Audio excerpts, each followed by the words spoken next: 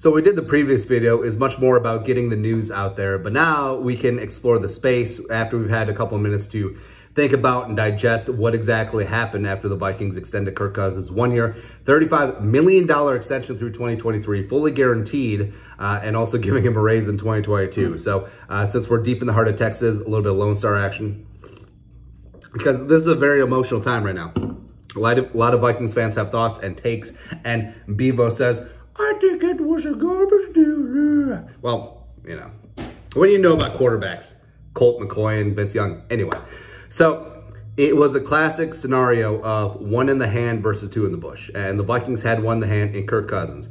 And even though it flies in the face of our, hey, don't let good be the enemy of great mantra, Kirk, respect. He was great at times last season. He certainly was not the problem with the 2021 Vikings.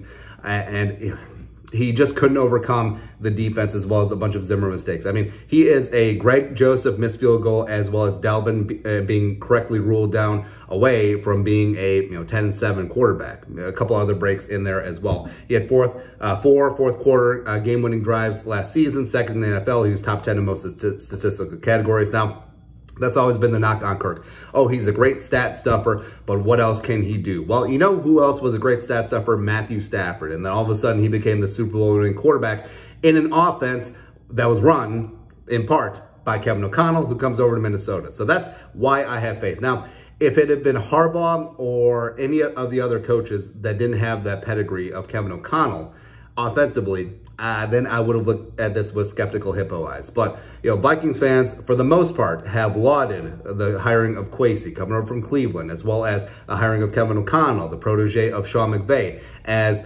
just coming together as a new combination for the Vikings brain trust. And now they made the first major decision, and it seems like a lot of Vikings fans are ready to jump ship. Hey, if we're going to trust them, we do have to trust them. So they obviously saw Kirk Cousins as the best short-term option. Now, I don't think this limits them taking a quarterback.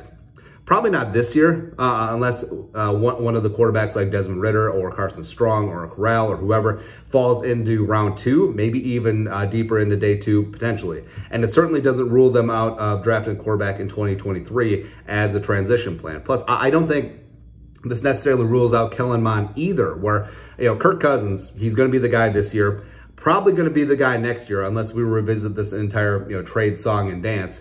And maybe Kellen Mond, maybe a rookie TBD does rise up and become the heir. We'll see. And the Vikings do kick the can down the road, saving $14 million in cap space this year, but adding 2 void years onto his deal. So the Vikings will have cap ramifications through 2024 and 2025. But it sort of is what it is at that point. If your quarterback is going to be on his rookie deal, I mean, you are borrowing from the future to a degree, but also the cap is going to be going up exponentially with the new TV deal money, new gambling revenue money. So it's sort of a short-term solution that is fine, long-term. It is. And with Kirk, I do believe that Kirk can win.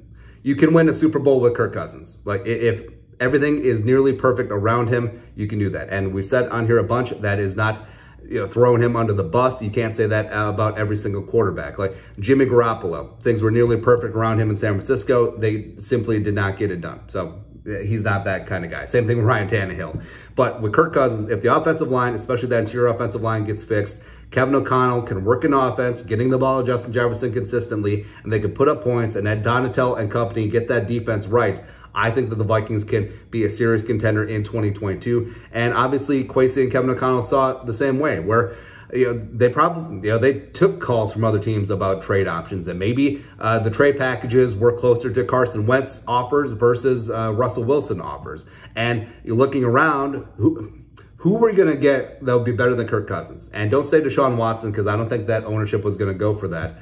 But I don't know. Draft-wise, I'm not thrilled about this quarterback class.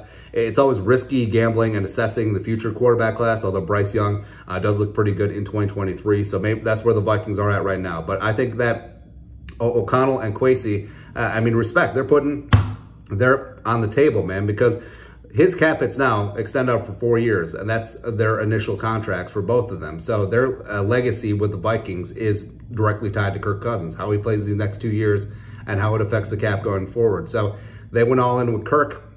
And I think we have to respect that. So that's what I'm choosing to do right now. Since we're always looking on the brighter side of life, the glass is always half full, preferably with tequila. So I trust Kwesi, I trust Kevin O'Connell, and they trust Kirk Cousins, so I'm going to trust Kirk Cousins too, where it just seems so weird. And I've said this a bunch. I feel like it is a bit of just inertia where we were so used to blaming Kirk Cousins for being the problem in 2018, 2019. He wasn't after the bye in 2020. He wasn't in 2021, but it just comes back to that. And, you know, respect to his agent, Mike McCartney, where he works to get the best deals for his client, and he has certainly done that. Kirk has never taken a nickel less unless you count going to the Jets, which it would be a wash with cost of living and state income tax in New Jersey versus Minnesota. But again, that's whatever there. So what else are we going to do? What else are we going to do? We can cheer for the Packers, cheer for the Bears? No, but if they have faith in Kirk, I'll have faith in Kirk. I can't wait to see what this offense is going to be. And remember, Kirk isn't exactly a slouch either, because Justin Jefferson is the only wide receiver in NFL history to have 3K through his first 2 seasons. Who's throwing him the ball? Huh? So they can get things going on offense. I think Kirk can be that guy. I think he can be white Kirk Cousins. And I think the Vikings can make a deep run into the playoffs, maybe even win a Super Bowl. We saw it last year where a borderline top 8, 9, 10-ish stat stuffing quarterback who had never really done anything in the playoffs, all of a sudden won a Super Bowl in this turbocharged offense. So now we're going to basically try and do the same thing this year. Woo! Let's go, man. Fire it up. But I fully understand why some Vikings fans may have a couple problems, but it is what it is there. Anyways, let us know your thoughts in the comment section below, and just keep school alive, man. You know, the disclosed location is undefeated. We're going to Waco tomorrow, so Dalvin's going to be traded. Guaranteed.